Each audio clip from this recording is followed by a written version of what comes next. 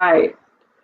So what Rhonda talked to me about was that I know a lot of recommendations are out there. Oh, go check out some CBT. Go get some therapy. Do some self improvement if it's you who has the TBI, or go for your child. But they don't really know a lot of times, or they don't explain very well what CBT is. So that's what Rhonda asked me to do tonight. So first, let's do just a little bit about me, just because who is this random person talking to me? So I'm Dr. Stephanie Fedri, and I have a PhD. I am one of those people that has 20 somethings. So they can live all the way through childhood. It can happen. I have a 26-year-old son. I have a 13-year-old daughter, 11-year-old daughter, and I have spent, since 1996, I've been in some kind of form of psychological services. So I started testing in neuropsychology, and then I just kind of stayed with that same theme while I provided school psychology services from 2001 until 2013 in primarily Dripping Springs ISD, but I also worked in some other little towns around there, Wimberley and Johnson City. And then in 2013, I decided, well, I've kind of had enough of schools. Like schools, love kids, had enough of drama and bureaucracy. So I decided to go pile higher, deeper, and get my PhD in school psychology from Texas A&M. In 2017, I graduated. When you do your PhD, you can get 2 specializations if you get out of a bunch of classes, because you already had a master's and you were doing a whole bunch of work. So I tested out of classes and I decided to do 2 specializations, both in neuropsychology and bilingualism.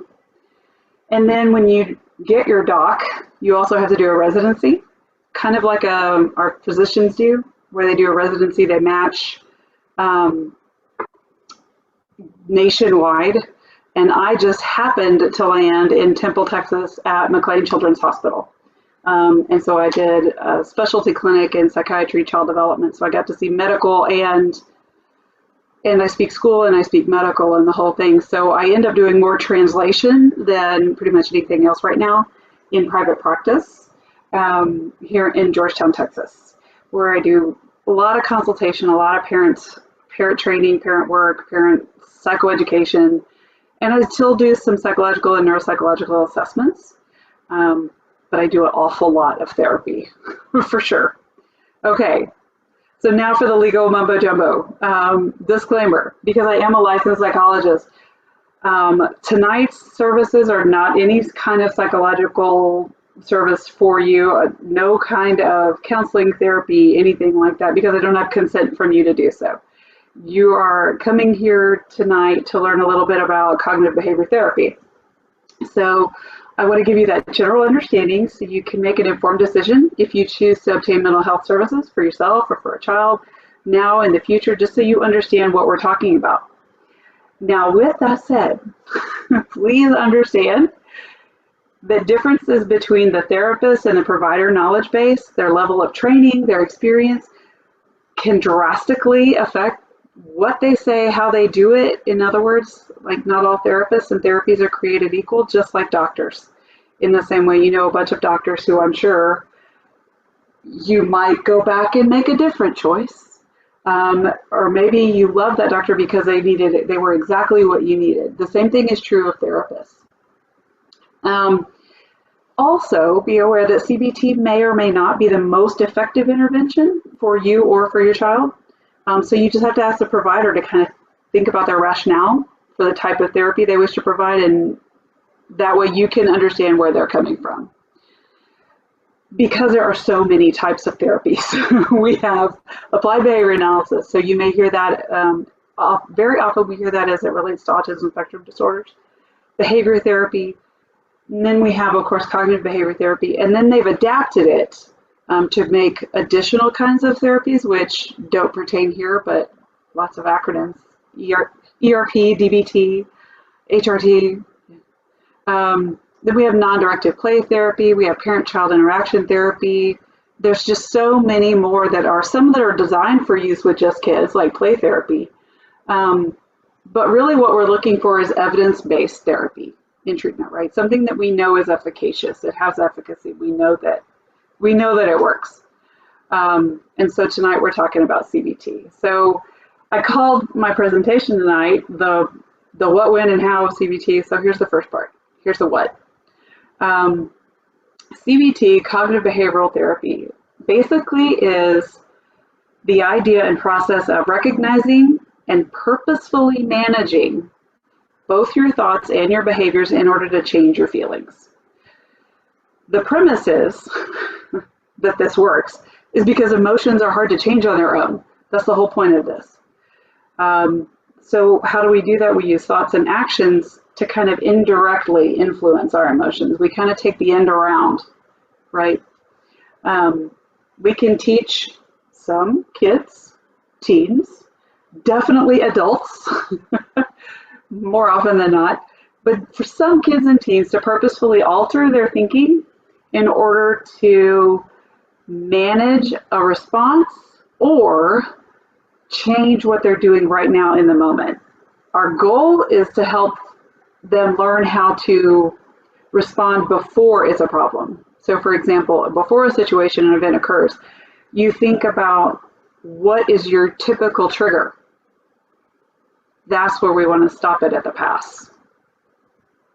So a general model of CBT looks like a triangle where we have thoughts, actions, and feelings. And this is what I teach my kids. We start with our thoughts and then we talk about how we felt when we thought that. And then now what are we going to do about it? Now we're going to talk about the how in just a minute, but just keep that triangle in mind. So the when of our CBT, when does somebody benefit from it or need it? If you're aware of your thoughts, you're aware of your feelings, and you can monitor your own behavior at least a little bit, right? The first thing we have to do is be able to recognize that we talk to ourselves all the time, right? Again, a premise here. Your self-talk is your inner voice. A lot of times kids aren't aware, depending on their age and developmental level, that they have an inner voice, that they do talk to themselves all day long. But CBT works best for those individuals who can reflect on their past events, and that usually starts to come around really well around the age of 8, and then of course up.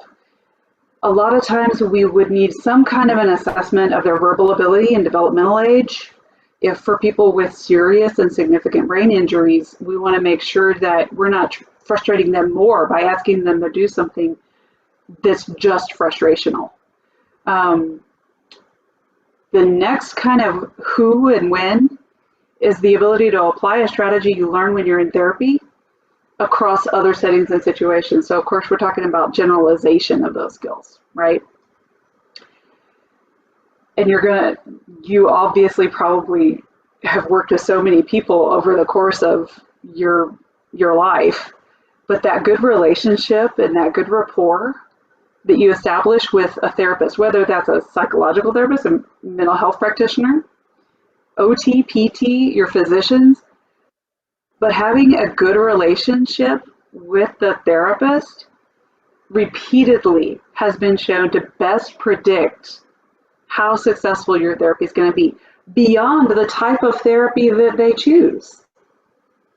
Your good relationship has more efficacy than you know. And we do have research that shows that individuals with depressive disorders, so depression, anxiety, any kind of anxiety actually also, panic disorders, PTSD, social anxiety, tic disorders, we can use CBT with lots of different kinds of situations, but it's really been targeted for depression and anxiety primarily.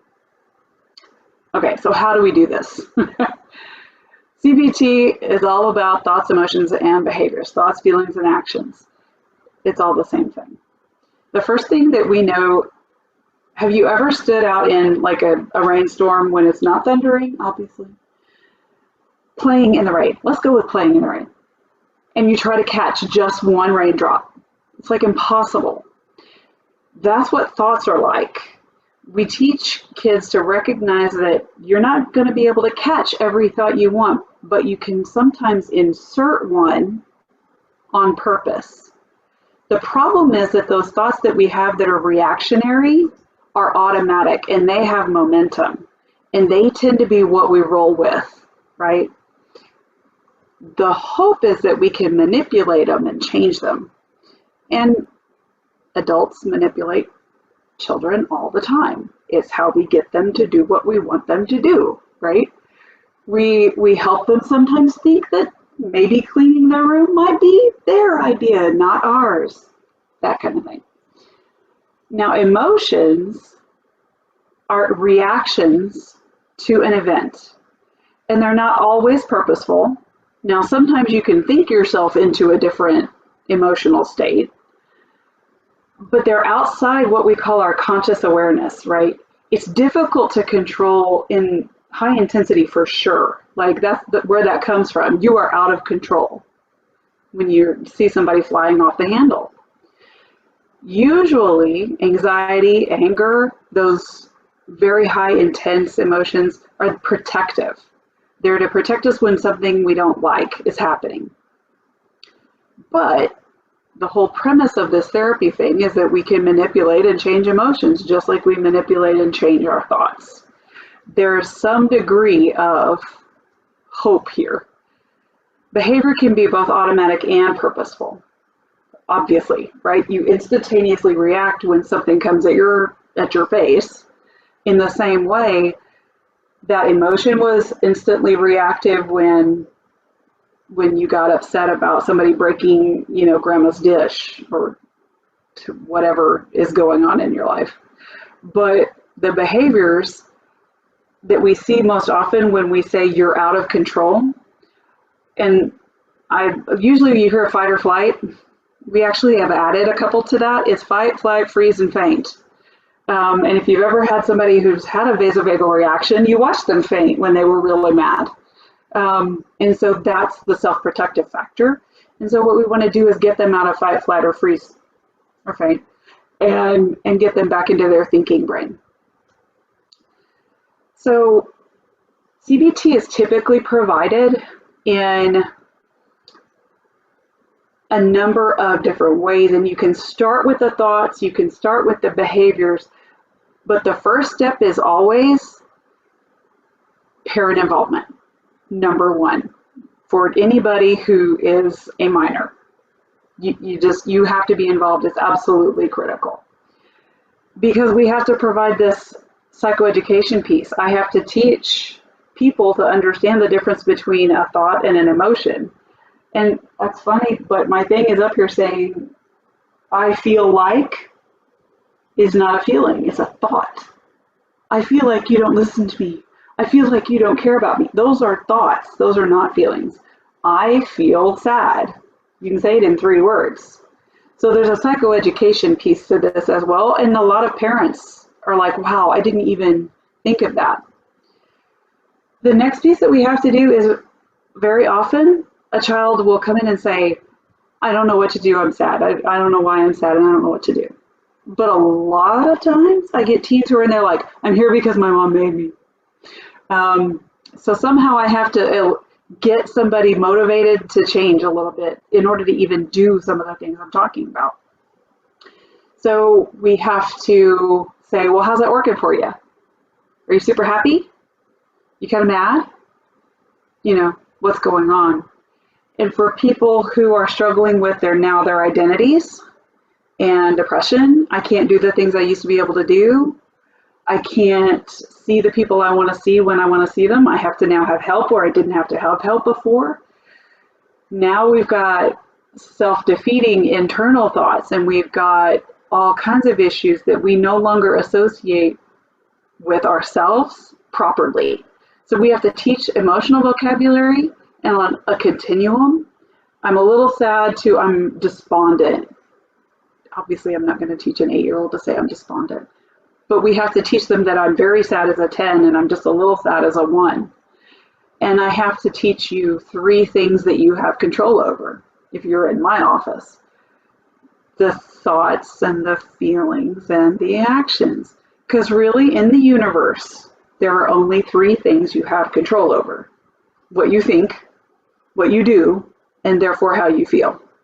And if you don't like how you feel, you have to change what you think. So the pieces of CBT or psychoeducation, teaching them that we can restructure our thoughts, right?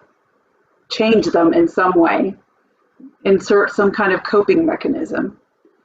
So we start off with the past. What did we think before when this happened? This is where parent involvement is so important, because they're not going to remember things, the kids, teens, or they'll try really hard not to remember it.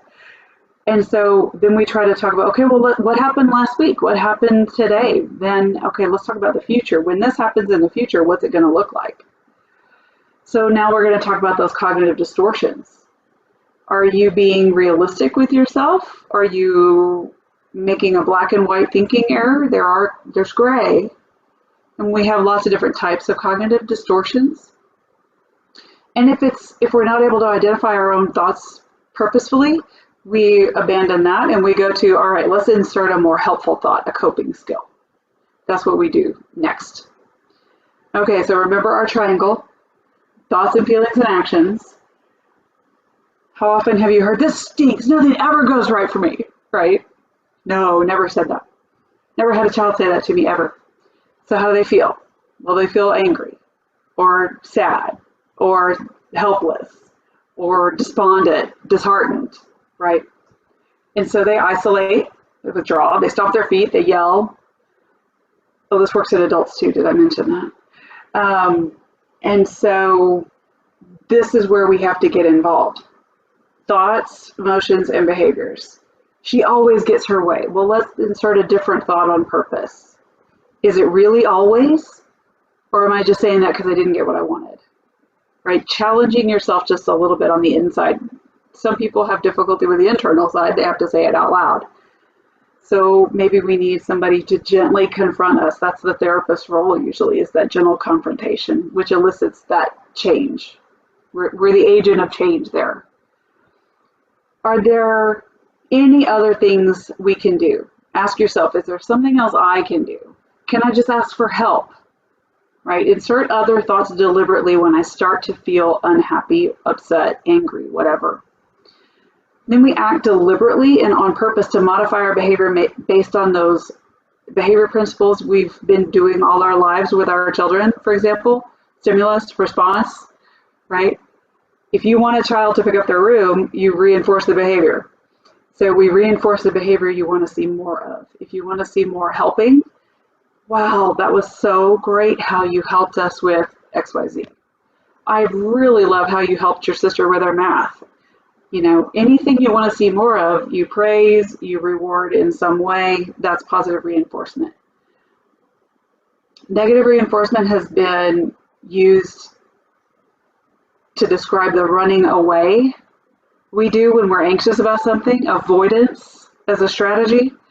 So it works in anxiety kind of in the way of, you stayed, you didn't run. Look at you, you faced your fear. Wow, how awesome did that feel after it was over and you realized it wasn't as big a deal as it was. So it's positively reinforcing, tolerating the anxiety. It's the same thing, it's just a flip of a coin. We also teach other things like being more active. Physiologically, we engage in different activities. You've heard of the runner's high? It's because they're pumped full of endorphins. So physiological pleasure, desirable, enjoyable, any kind of activity can induce that same kind of happy feeling and improve your mood. Even if it's for a short time, the more you do it, the more it hangs on. We also teach relaxing. We teach deep breathing, guided imagery, staying focused on the here and the now, right? If we teach people to relieve physical stress, because you notice when you start to get stressed, your shoulders start to creep up around your ears and you get all, and you're like, oh, wow, I haven't breathed in about 10 minutes. Whew, I feel a lot better. So that's what we do with that. The next piece of CBT, okay, after we've done our psychoeducation and we've taught about inserting helpful thoughts and we've taught about cognitive restructuring, and we try to reduce avoidance, do something helpful, to do homework. Isn't that awful? But we do assign kids homework. You never get in trouble with me if you don't do it, but I'll tell you, do you want to feel better? Okay. Well, why don't we try this week, and let's figure out what's getting in the way of you doing, these practice exercises. And I never call it homework, just so you know. Never call it homework. Call it practice, doing the different things, doing your coping skills. When did you use your coping skills this week? Oh, you didn't even realize you used your coping skills when.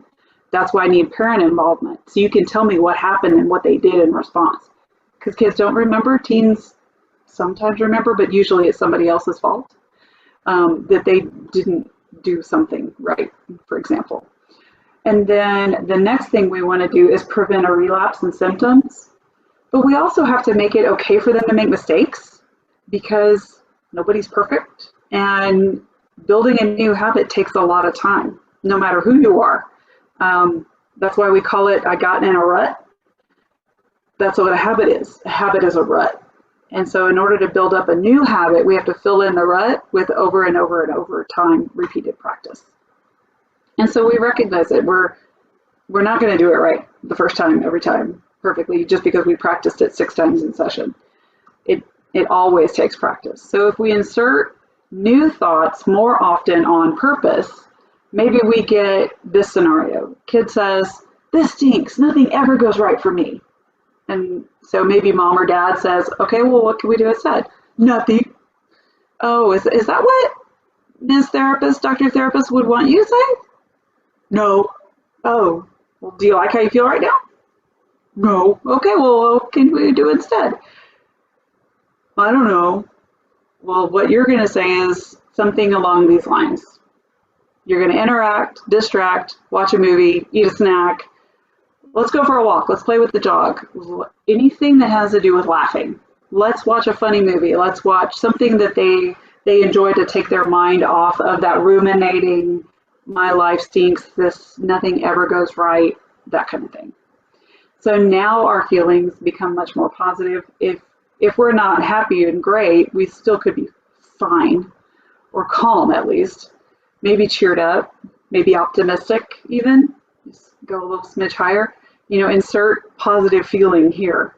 Anything to distract us from that negative thought. This is how behavioral activation works. Now we have people for whom CBT would be difficult. So number one is that you have awareness of thoughts, emotions, and behaviors. That's like your biggest thing. And if I can get you to be aware of how you can insert a thought on purpose and identify your feelings, then I've already got my foot in the door and I can get you moving. With TBI, you want to make sure you pick a therapist who understands the nature of traumatic brain injury and the fact that executive functions are almost always impaired, especially for the first, 6 months to a year where you're working on getting back, to typical skills, if you've got a mild TBI. And it could take a long time to get there for your moderate to severe TBI, and we're not sure what our progress is going to get. We're not sure about our prognosis. So if we have some inhibition and we have some self-monitoring, we need to be able just to self-regulate just a little bit, enough they could ask for help, or at least accept help when they need it, when it's offered. Could they walk away? Can they be aware of their inner voice? That kind of thing. The next thing we have to think about is the level of concrete versus abstract thinking. If someone has difficulty thinking of something, if it's not right now in the moment, they're going to have a hard time thinking about using the coping skill in my office, for example, and then how to apply it. So I can make accommodations for that if I can have a parent in there with me who's able to talk and say, remember what Dr. V said? You want to go and try X, Y, Z. Now it's a very psychobabbly term, your cognitive linguistic ability is really like, can you think about language? But that's what we're thinking about. You talk to yourself in language. So when you had aphasia, when you have difficulty with naming objects or thinking in the abstract about something that happened 2 weeks ago, it impairs a little bit your ability to apply CBT in the future. So your overall intellectual functioning, if you're functioning in the very limited range, this is a very difficult course of therapy to use. Now we're going to be talking more behavioral therapies. You know, I'm going to reinforce behaviors that I want to see more of. The other group for whom we recommend kind of a dual approach is if we have severe unregulated mood disorders, for example, bipolar disorder. If we need a pharmacological intervention, I'm going to send you to your doctor first so that you're able to use the skills that I give you. Very often, and we find that we have trouble with the medication regimen because of the nature of the TBI sometimes. Sometimes we have other complicating factors, and you know to talk to your doctors about all of that. But a lot of times we get a better efficacy when we approach it both ways, with medication and with coping skills and with therapy. A lot of times just medication alone doesn't work forever because you don't have the coping skills once you stop taking the medicine. Or it takes so long for you to use the coping skills to build a new habit that if we had been on some kind of supportive medication regimen, it might have gone a little faster. It'll work, but it will take a bit longer, if that makes sense. So that's really the what, when, and how of CBT in a very general and broad sense. So just to give you a summary, so you have something to take with this. Number one, if you recognize patterns of behavior in order to change them, we have to be able to focus on our thoughts and our feelings, and our behaviors affect both ways. That's why the arrows in there were bidirectional, because they are interactive. Then you have to be able to self-monitor or have somebody help you self-monitor, if that makes sense. So you can interrupt a cycle of that cognitive distortion, what we call maladaptive thoughts, that they're not helping you, and we have to do something different, or we have to think something different. It's a pattern of deliberate thinking, right? I want you to be able to do this not just in the abstract, but I want you to do it every time. I want you to think something different in response to changing that negative pattern that you've gotten stuck in.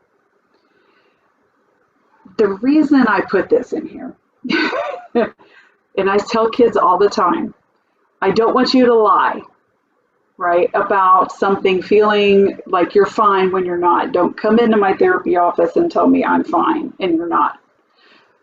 But if you need to get out of your depressive slump a little bit, I want you to just fake it a little bit till you make it. Because smiling can actually produce the feeling of being positive if it's just simply a depressive thinking pattern. If there's nothing else you can do, sometimes you just have to fake it till you make it. And then once that becomes more of a pattern of thinking that's more optimistic than pessimistic, now I can get you to use the rest of your coping skills. But really in the end, of what I give out of this is an increased sense of really control over what you choose and how you feel as part of what you choose and what you think. And that's really what it is. So I really thank you guys for your time and joining us tonight. And that was just my information, but now I'm open to whatever you would like us to do for questions and answers.